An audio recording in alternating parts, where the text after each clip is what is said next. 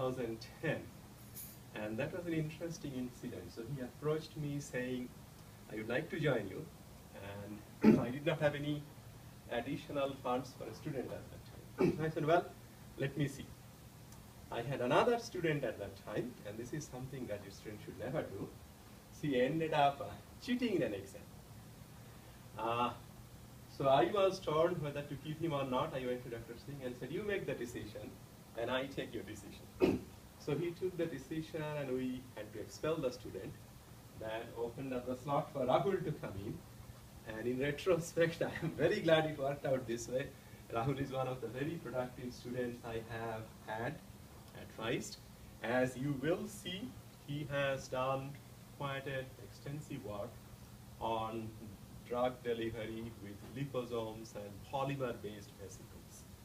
He is going to talk to you today about things that worked, but please keep in mind there is a large number of things which did not work either, and he is not going to talk about them. I had to convince him very hard that you really cannot present everything you have done in 4 years in a 45-minute seminar. So with that, I will have it over to Rahul. Thank you. Thank you, Dr. Malik, and welcome everyone to my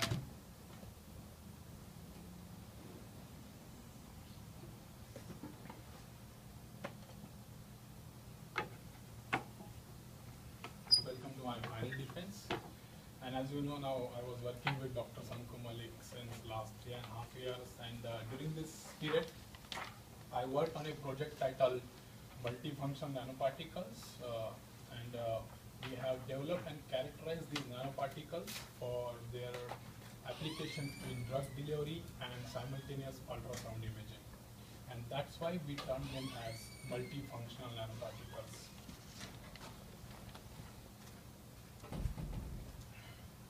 According to one recent study, by the year of 2017, 50% of men and 40% of women will be diagnosed with some type of cancer. And with current cancer chemotherapy, there are two important limitations: systemic toxicity and drug resistance. These two problems can be partially overcome by the use of different drug delivery vehicles like micelles, nanoparticles, liposomes, polymers. And the good thing about using these vehicles is that by changing the physicochemical properties of these vehicles, we can actually change the pharmacokinetics of the drug encapsulated.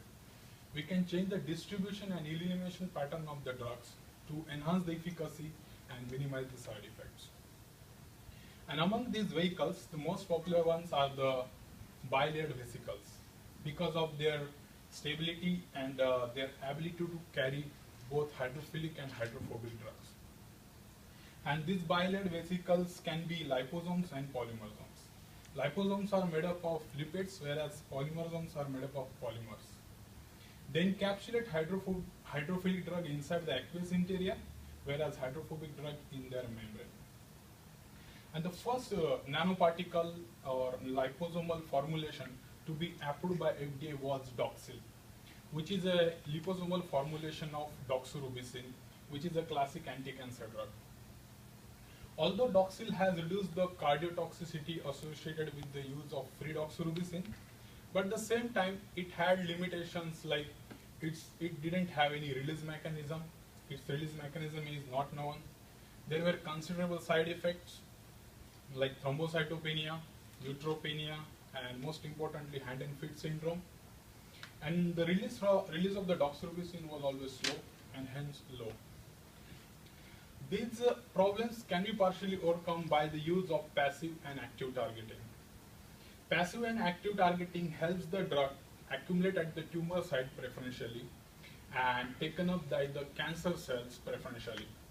And once they reach there, they need some trigger to release their contents instantly.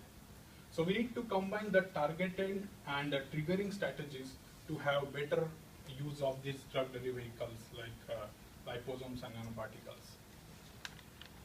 For targeting, we can either use passive or active or the combination of two. In passive targeting, the nanoparticles take advantage of enhanced permeation and retention effect, which is because of the leaky vasculature and poor lymphatic drainage in the tumor tissue.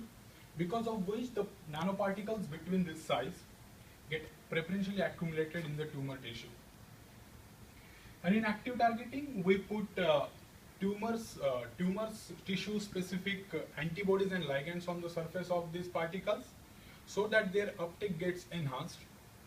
And for this, we can use different targeting ligands, like we can target Hr receptor, transferrin receptor, folate receptor, and among these, the folate receptor is more popular these days, and there are many formulations currently in clinical trial which use folate targeting to target some breast and ovarian cancer cells.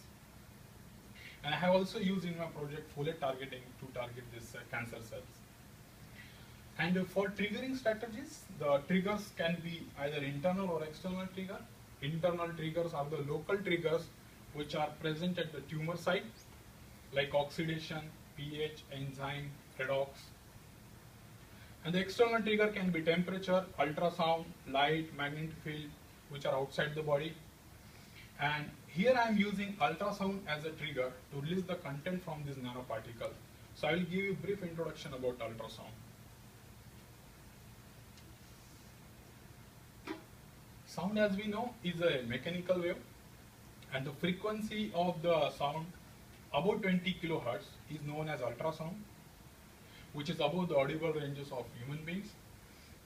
A typical ultrasound wave consists of alternate compression and rarefaction. And when the ultrasound wave travels through a medium or interacts with the medium, it can be focused, reflected, and refracted, absorbed by the material, and because of which it has a lot of applications. There are many applications of ultrasound in diagnostics and therapeutics. And this image shows the applications of ultrasound as a function of frequency. And as you can see here, there are two important regions, from 20 kilohertz to 1 megahertz, and from 1 megahertz to 10 megahertz. In the kilohertz region, although ultrasound is a very good trigger to release the content from nanoparticle, but at the same time it's not safe towards the healthy tissue. So, and that's why their clinical applications are limited. And above 1 megahertz, ultrasound becomes safe towards the healthy tissue, but at the same time its efficacy to trigger the contents from the liposomes or nanoparticles decreases to great extent. So how can we get the best of the two regions? How can we make a nanoparticle or a liposome to respond well to the megahertz frequency ultrasound? That is by introducing some air or gas into these nanoparticles. And when we introduce gas or air into these nanoparticles, we term them as echogenic nanoparticles. And these echogenic nanoparticles can be designed in various ways. As you can see here, in the first, the air is entrapped in the bilayer of a liposome. In the second, the air bubbles are freely floating in the aqueous interior. And in the third, we can actually take the air bubble and put the nanoparticles or the liposomes on the surface. So when we apply ultrasound to these nanoparticles, they reflect ultrasound. And also when we apply ultrasound, these air or gas nuclei, they start cavitating. And when they cavitate, they disturb the structure of these particles, leading to release of the content. And in current drug delivery scenario, there are many reports with the echogenic nanoparticles. And some of the reports showed that with just ultrasound application, they got around 47% of release, with 33% of standard deviation. And that was with hydrophilic dye like calcium. And when they checked with the hydrophobic drug like papaverine, they got only 20% release with 42% of standard deviation. When they use low frequency ultrasound, although release increased to 70%, but as I told you before, low frequency ultrasound is not clinically relevant. So how can we get better control over the release from these echogenic nanoparticles? So with this thought in mind, we tried to combine an endogenous trigger, internal trigger, which are present at the tumor site, along with the ultrasound, so that we can have better control over the release from these echogenic nanoparticles. with simultaneous diagnostic ultrasound imaging.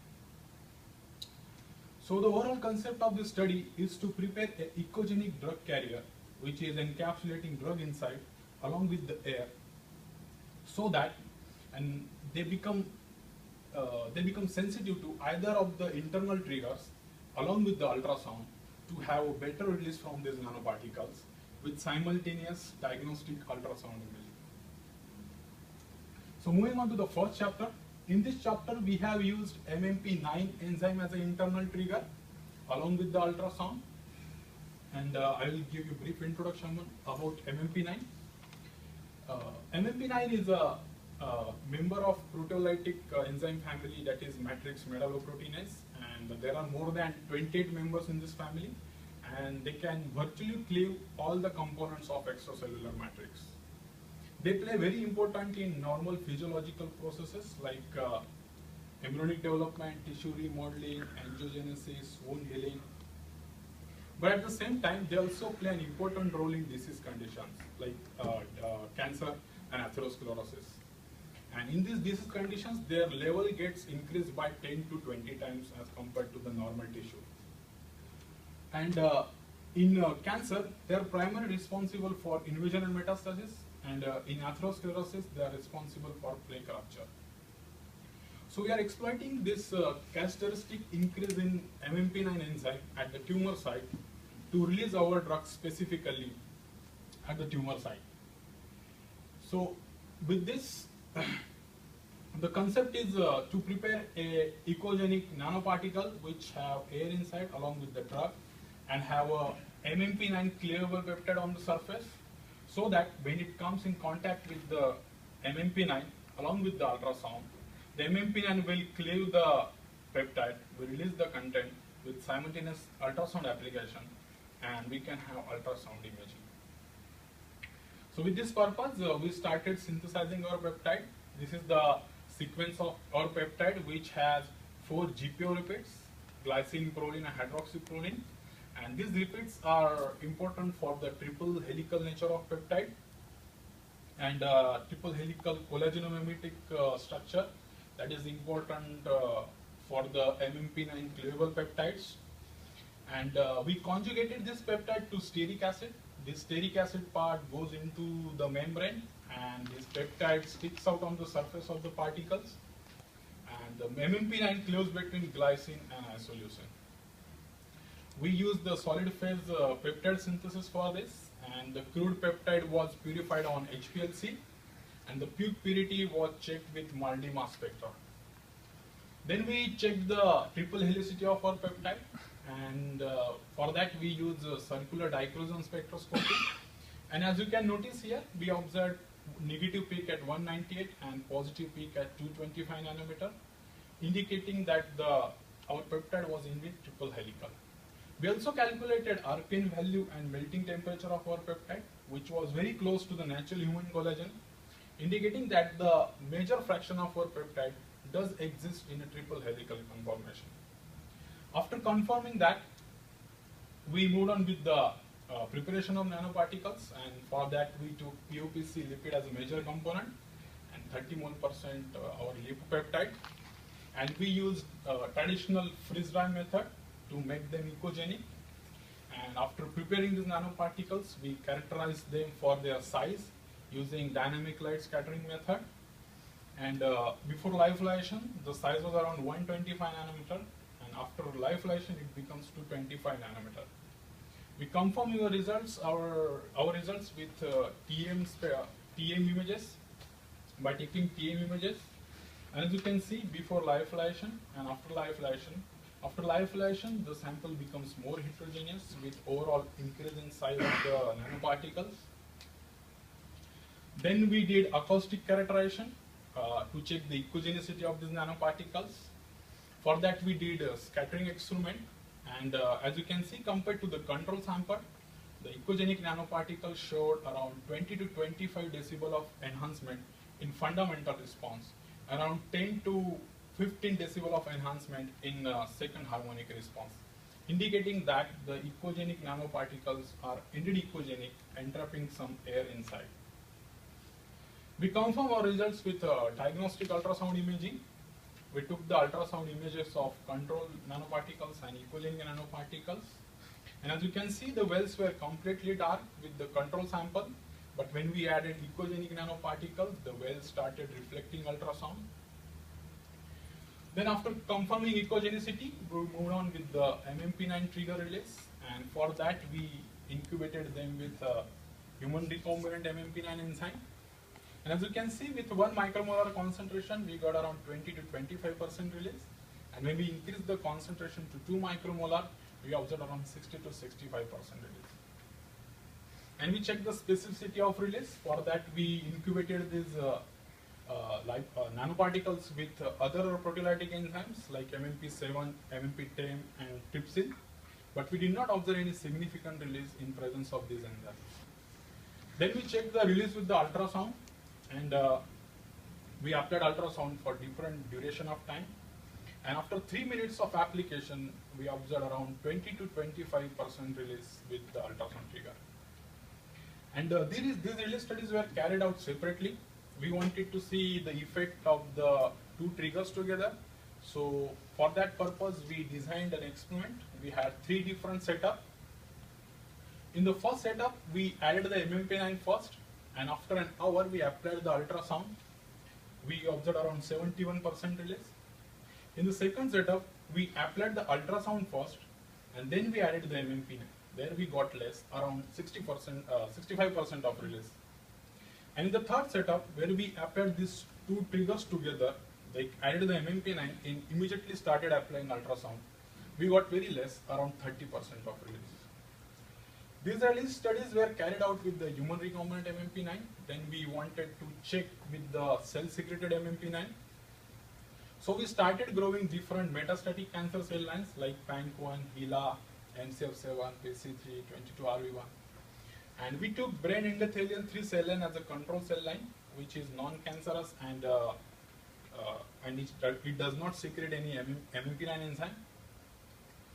And as you can see, the violet color bars, which is released with the conditioned media, the cancer cell lines showed higher release compared to the control samples.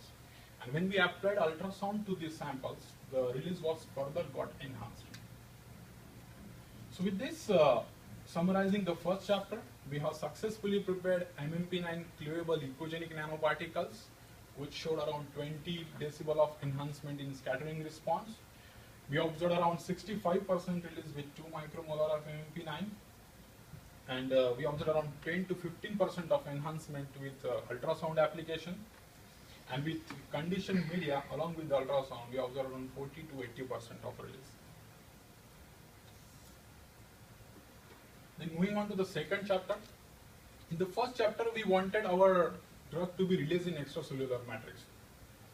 But what if we want our vehicle to take the drug inside the cytosol and release there? And for that purpose, we designed disulfide polymer coated ecogenic nanoparticles, which are stable outside the cells, but once they enter into the cytosol, they release the content. So for that, we used differential glutathione concentration for our purpose, and it's well known that the glutathione concentration in extracellular spaces in micromolar, from 10 to 40 micromolar, but inside the cytosol, it can be up to 10 millimolar. And there are also many clinical reports where they have shown that many cancer tissues have shown 10 to 20 times increase in level of glutathione compared to the normal tissues. So we have taken advantage of this differential glutathione concentration to release our drug specifically inside the cytosol. And for that purpose, we have taken advantage of disulfide bond chemistry. And disulfide bond these days is very popular because of its reversibility and stability. And with this, we designed an experiment where we are preparing ecogenic nanoparticles, and we coated it with the disulfide polymer so that it becomes stable in extracellular spaces where glutathione concentration is in micromolar, so we can have ultrasound imaging. But once it enters the cytosol, where there is a millimolar concentration of glutathione, it will break the disulfide coating on the surface, and together with ultrasound, it will release the content. So with this purpose, we started synthesizing the polymerizable lipid, POPG, and we prepared our nanoparticles with POPC in 1:1 proportion. To make them ecogenic, we use freeze-dry method. And after preparing these nanoparticles, we cross-link them using this diazide cross-linker, which has a disulfide bond in it. And we use simple click reaction to do this. And the polymer gets coated from the outside with the disulfide polymer. Then after doing this, we characterize them for their size. And before lyophilization, size was around 70 nanometer. And after lyophilization, it becomes 170 nanometer. And when we observe these particles under transmission electron microscope, this time we could actually see an air bubble entrapped in the nanoparticle. This is the aqueous interior, and this is the air bubble entrapped inside. We check the ecogenicity with the scattering experiment. And as you can see, compared to the control sample, the ecogenic nanoparticles had around 20 decibel of enhancement in fundamental response and around 10 decibel of enhancement in the second harmonic response. We confirm our results with ultrasound imaging, and you can see in control sample, the wells were completely dark, but after adding ecogenic nanoparticles, they started reflecting ultrasound. Then we did the redox trigger release. For that purpose, we incubated these nanoparticles with various reducing agents like dithiothriotol, glutathione, and cysteine. And we taken the concentration range from 10 micromolar, that is extracellular spaces, concentration of glutathione in extracellular spaces, and up to 5 to 10 millimolar, which is the cytosolic concentration of the glutathione. And as you can notice, as the concentration increases, the release from these nanoparticles increases.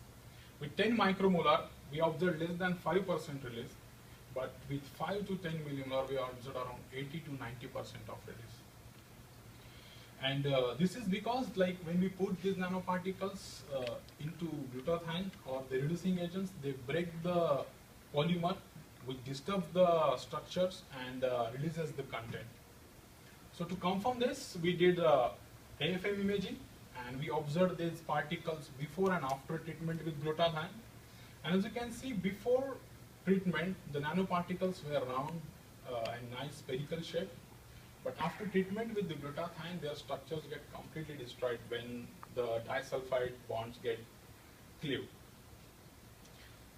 Then we moved on with the ultrasound trigger release studies. But surprisingly, we did not observe any release with the ultrasound trigger. And we hypothesized that this can be because of the polymer coating, and this polymer coating is imparting strength to the bilayer or the nanoparticle. That's why they are less responsive towards ultrasound. But we observed ultrasound enhancement with the simultaneous application. When we incubated these nanoparticles with reducing agents, cysteine, glutathione, DTT, and compared to just reducing agent, the combination effect had more release. Like with glutathione treated sample, we observed 20% of enhancement with ultrasound application. With DTT, 15% of enhancement, and with cysteine treated sample, around 10% of enhancement. And we hypothesized that this is because, like, when the polymers have coating, they are less responsive to ultrasound. But once their coating gets cleaved, they become sensitive to ultrasound, and the bubble cavitation leads to enhancement in release. Then we moved on with the targeting studies, and we used folate for the targeting, and we chose MCF7 cell line, which is a breast cancer cell line known to express folate receptors on their surface.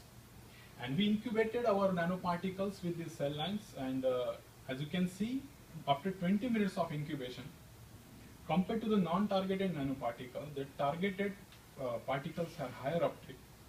And when we plotted percent uptake from these nanoparticles, the violet bars are for the folate targeted nanoparticles, which had more uptake compared to the non-targeted nanoparticles. Then we wanted to encapsulate a drug inside, so we chose doxorubicin. And for doxorubicin encapsulation, there are many methods available, like passive entrapping, ammonium gradient, pH gradient. And we use the pH gradient method as it leads to higher encapsulation efficiencies. We got around 80 to 90% encapsulation, and we carried out uptake studies for the doxorubicin. And as you can see, after 30 minutes of incubation, HeLa cells showed more uptake with the folate targeted nanoparticles compared to the non-targeted counterparts. Then we did cell viability assays with the HeLa cells, and we incubated these cell lines with these particles for a different period of time. And we did the cell viability assays after 6 hours, 12 hours, and 24 hours. And at each time point, as you can see, the red bars are for folate targeted nanoparticles, which showed enhanced killing of cells compared to the non-targeted nanoparticles and free doxorubicin, indicating that the folate is enhancing the uptake and leading to more or the higher killing of the HeLa cells. With this, we can summarize the second chapter that we have successfully prepared polymer-coated ecogenic nanoparticles, which are stable in micromolar concentration of glutathione, but in millimolar concentration, they release up to 76% content, and with simultaneous ultrasound application, they released up to 96%. And folate targeting showed enhanced uptake with HeLa and MCF7 cell lines, and we observed enhanced cytotoxicity with HeLa cells. Then moved on to the third chapter, where we have prepared pH tunable ecogenic liposomes. In the previous two chapters, we prepared ecogenic liposomes, which are injected in the blood as ecogenic versions. But here we are preparing a normal liposome, which become ecogenic only at the targeted site. And how we did that, I will explain to you in the experiment details. But before going that, let me give you some background about microbubbles. Microbubbles are used in ultrasound imaging, and they are used to enhance the contrast of the perfused tissue. But these days, they are finding a lot of applications in drug delivery and gene delivery, where researchers are putting these nanoparticles encapsulating drug and genes on the surface of these microbubbles. And when they apply ultrasound, these bubble cavities burst, and because of that, they release the content from these nanoparticles. But there are two important limitations with the use of microbubble. The first one is their short half-life. Because their size is in micron size, they get dissolved in the bloodstream very fast. So their lifetime is up to only 10 to 15 minutes. And the second one is extravasation. As I told you, the leaky vasculature allow only up to certain nanometer of particles. And because these are in micron size, they cannot really enter into the tumor tissue to have better effect. So their entry get restricted to the blood vasculature. So how can we overcome these problems? So for that, we have taken advantage of tumor microenvironment. And as we know, cancer cells are characterized by a rapid growth, and because of which they need a lot of nutrition and oxygen. And when the tumor becomes hypoxic, they start producing lactic acid under anaerobic respiration, and because of which the pH of the tumor microenvironment can go down up to pH 5. And it's well known that the lysosomal pH also can go down up to pH 4.5. So we are exploiting this characteristic decrease in pH at the tumor site to make our liposome or nanoparticles ecogenic only at the tumor site. So the concept of this study is to prepare a normal liposome encapsulating drug along with the gas precursor like ammonium bicarbonate.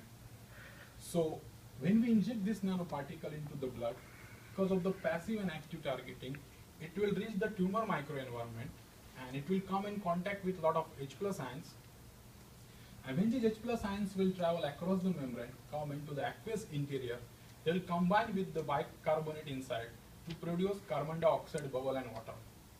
And after certain time point, the bubbles will increase to the extent that it will start exerting pressure from inside, and these bubbles will try to escape through the bilayer, and while doing that, they will disturb the bilayer and it will release the content. So with this purpose, we started preparing these liposomes, and we chose PUPC as a lipid, and we encapsulated 0.4 molar ammonium bicarbonate as a gas precursor. And we wanted to prepare unilaminar liposomes. And why unilaminar liposomes is because if we prepare multilaminar liposomes, the H plus ions have to cross multiple barriers and come inside and create sufficient pressure to disturb these multiple bilayers to release the content. So our target was to prepare unilaminar liposomes. So to check the unilaminarity, we did transmission electron microscopy, and as you can see here, the liposomes were indeed unilaminar. Then we checked the sizes using dynamic light scattering, and we found size around 110 nanometer. Then we checked the tunability of our liposomes, and for that purpose we incubated these liposomes with different pH buffers from pH 7.4 to pH 5. And as you can notice in these ultrasound images, as the pH decreases, the ultrasound reflection increases. And when we plotted the grayscale values, as you can see, as the pH decreases, the ultrasound reflection gets increased, indicating that as the pH gets decreased, there are more H plus ions, more carbon dioxide bubbles getting formed, and that's how it reflects more ultrasound. Then we check the release, and we encapsulated dye inside and checked the release as a function of pH. And as you can see, as the pH decreases, the release from these liposomes increased. After 3 hours of incubation with pH 5, we observed around 70 to 80% of release. And when we observed the release pattern of these liposomes, the release pattern was very interesting. And as you can see, for first 10 to 15 minutes, there was no significant release from this liposome. And we hypothesized that it can be because during initial period of time, the H plus ions are traveling across the membrane and started creating carbon dioxide bubbles inside. But after only 10 to 15 minutes, when there is an increased pressure, they start to escape and they release the content slowly. Then we moved on with the ultrasound trigger release studies, and for that we incubated our liposomes in pH 5 and pH 6, and we applied the ultrasound at different time points. And as you can see, with compared to just pH trigger, we observed around 30 to 35% enhancement when we applied ultrasound to these liposomes. And when the pH is decreased, as the carbon dioxide bubbles decreased, there is less enhancement with the ultrasound application. Then we did uptake studies, and this time we used PANC1 cells. And for PANC1, although we did not observe any significant uptake with initial 30 to 60 minutes, after 3 and 6 hours, we did see some uptake by these PANC1 cells. As you can see, compared to the non-targeted nanoparticles or these liposomes, the folate targeted liposomes showed enhanced uptake. Then after doing uptake, we encapsulated doxorubicin into these liposomes. And because these liposomes have bicarbonate inside, we cannot entrap acidic buffer inside, so we cannot use pH gradient loading. So we encapsulated doxorubicin by passive entrapment method, and then we did the cell viability assay with PANC1 cells. And here we designed a experiment where we seeded this PANC1 in cell culture insert in the upper compartment and in the lower compartment. The upper compartment cell gets direct exposure to the ultrasound and the liposomes, whereas the lower chamber gets indirect exposure. And after exposing to different treatments, we did the live and dead staining. The dead cells are the red dots, whereas the green dots indicate live cells. And as you can observe, we observe highest killing with the folate targeted liposomes, followed by the free doxorubicin with simultaneous ultrasound application. And we also noticed that the direct exposure of our ultrasound was also innocuous. Although we observed some cells killed, but the majority cells were live and healthy. And we also observed that we got some killing with the folate targeted doxorubicin liposomes without any bicarbonate inside. Then to summarize the third chapter, we have successfully prepared pH tunable ecogenic liposomes, which are non-ecogenic at pH 7.4, but when they enter into the acidic conditions, they become ecogenic and start reflecting ultrasound. Then we, after 2 hours of incubation with pH5, we observed around 80% of release with simultaneous ultrasound application. And we observed significant reduction in cell gravity when we targeted these liposomes with folate. Then moving on to the final chapter. In previous 3 chapters, we used lipids as our to prepare our nanoparticles. But here we have used polymers to prepare the vesicles, which are called as polymorphisms. And we have developed and characterized these polymorphisms for cytosolic delivery of gemcitabine and doxorubicin. Polymorphisms are more popular these days, especially for the reason that they are more stable compared to the liposomes. And because they are made up of amphiphilic polymers, where there is a hydrophilic and hydrophobic block, their bilayer is very strong and it's very robust, and because of that they are more stable compared to liposomes. And their size, shape and membrane thickness can be controlled. Like by changing the molecular weight of these polymers, we can change the membrane thickness, size and shape of these polymorphisms. And they have very large ability to carry hydrophobic and hydrophilic drug molecules. We can put different antibodies and ligands on the surface to target the nanopolymers towards cancer cells. And also in most of the polymorphisms, the hydrophilic part is usually taken as polyethylene glycol, which inherently gives it a long circulating nature. And in current drug delivery scenario, there are some reports of stimulus-sensitive polymorphisms. And as I told you, they have very robust structure. It's very difficult to release the contents from these polymorphisms. So they need some trigger or the stimuli to release the contents instantly. And there are very few reports of targeted polymorphisms where they have targeted towards the cancer cells. And there are no reports where they have prepared ecogenic polymorphisms. There are no reports of these polymorphisms using for the use of ultrasound imaging. So the concept of this study is to prepare redox sensitive ecogenic polymorphisms which are stable in extracellular environment. And for that purpose, we prepared a diblock polymer where the 2 blocks of polymer are connected to a disulfide linkage, so that in extracellular spaces it would be stable where there is a micromolar concentration of glutathione. It will reflect the ultrasound. But once this polymorphism enter into the cytosol, the glutathione will break the disulfide linkage and it will release the contents inside. So with this purpose, we started synthesizing the polymers, and as a hydrophilic part, we took polyethylene glycol, and as a hydrophobic part, we took polylactic acid. And we synthesized 5 different types of polymer, where we kept the PEG molecular weight constant to 2000, whereas we varied the PLA molecular weight from 900 to 5800. And we wanted to see out of these 5 polymers, which polymers form the polymorphisms, proper bilayer vesicles. And for that purpose, we started preparing polymorphisms, and we used different method like film hydration method and a solvent exchange method. And solvent exchange method is where we dissolve polymers in THF and slowly add to the aqueous buffer, followed by the freeze dry method, where we use the traditional method to give them ecogenic characteristic.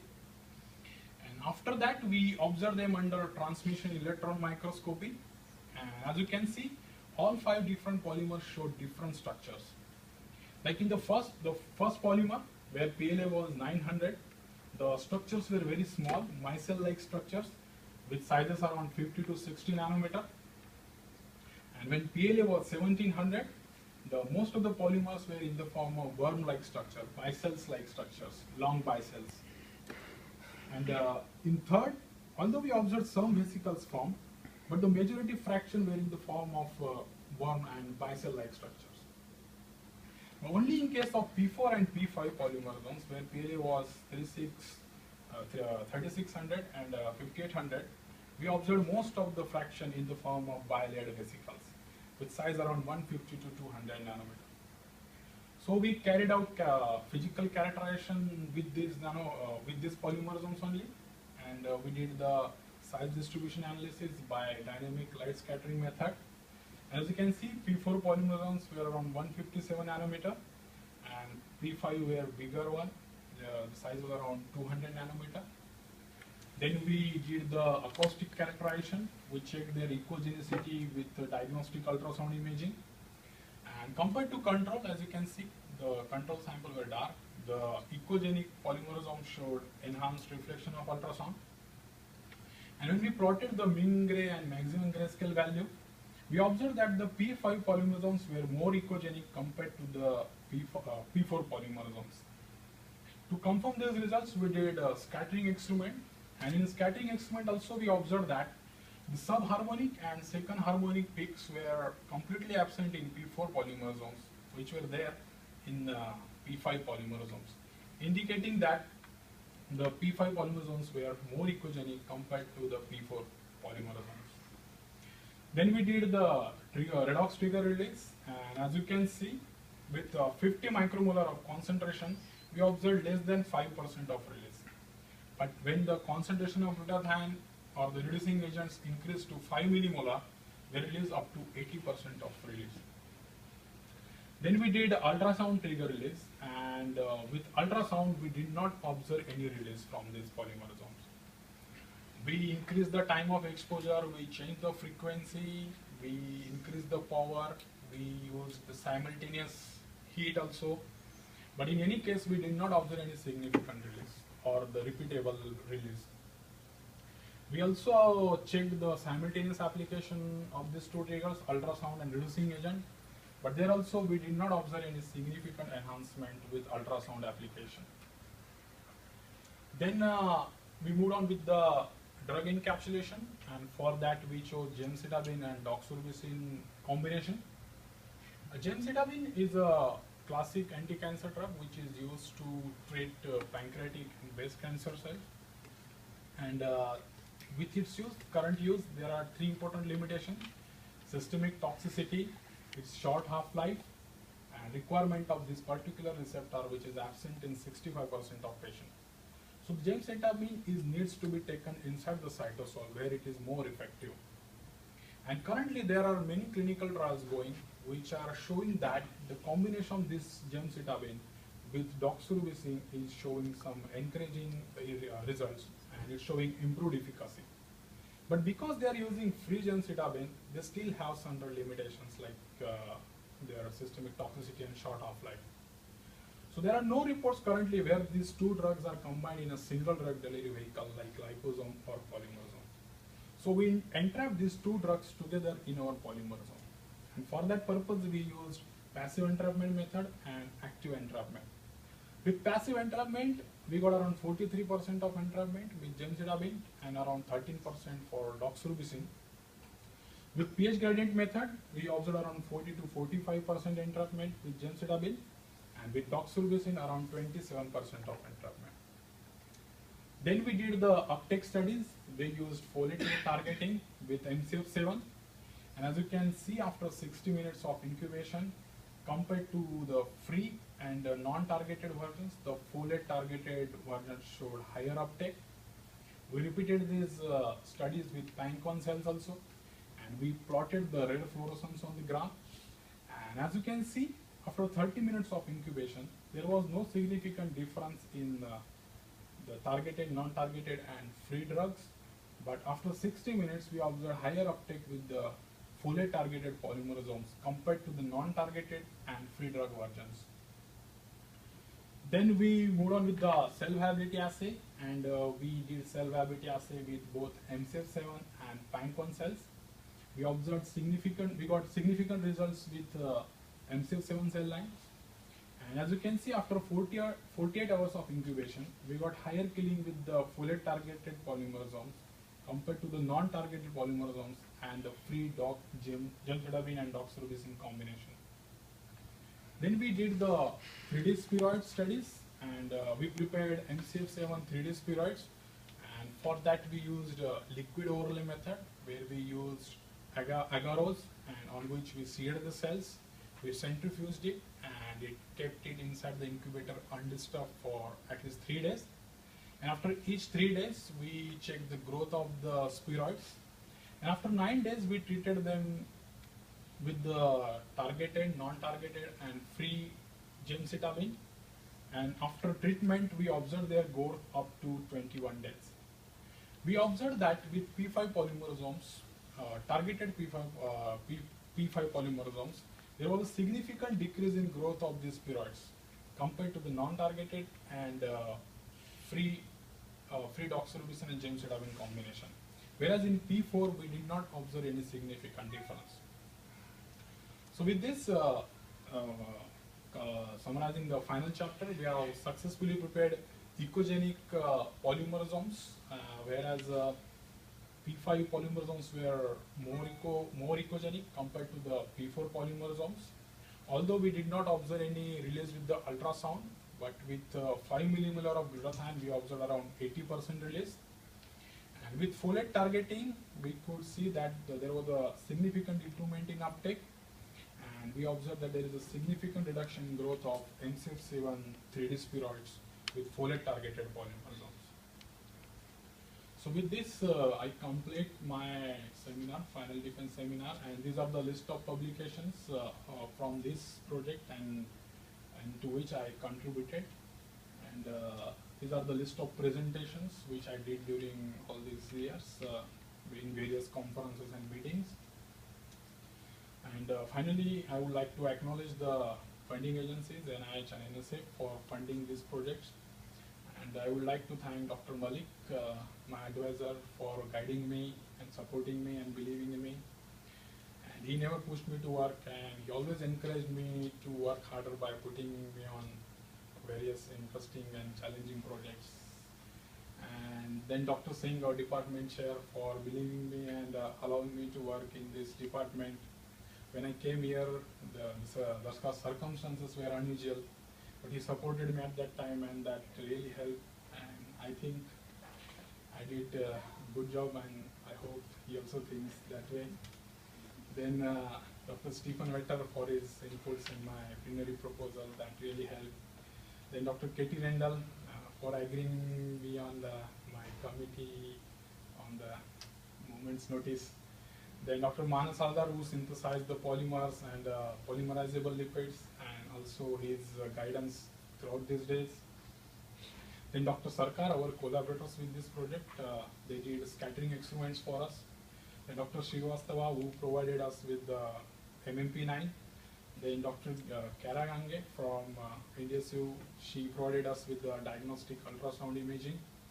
Then Dr. Vicky Jelly, she was a part of my committee member before. Then I would like to mention my previous lab mates, Erin and Mike, from whom I learned all the techniques and methods for these projects. Then my previous and current members, Prajakta Kulkarni, then Shirshendu, who did the scattering experiments, and all other students who contributed to this research, directly, indirectly. I would like to thank my wife Varsha, my family, and my in-law family for their support and love. And all the students, faculty members, and staff, Jean and Jay, they have been very kind and helpful during all these days. This wouldn't have been possible without their help. Thank you, all of you, for patiently listening, and I'll be very happy to answer any questions you have, any comments and suggestions if you have. Thank you very much.